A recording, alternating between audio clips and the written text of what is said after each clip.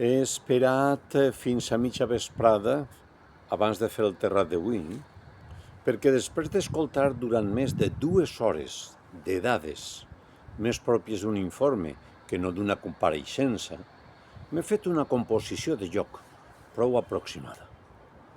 La veritat he de dir que no esperava res important de part del cap del Consell, i després d'escoltar-lo, com no ha fet més que llançar balons fora sobre la responsabilitat última, la seva estada dalt de la trona tindria dalt o baix aquest resum.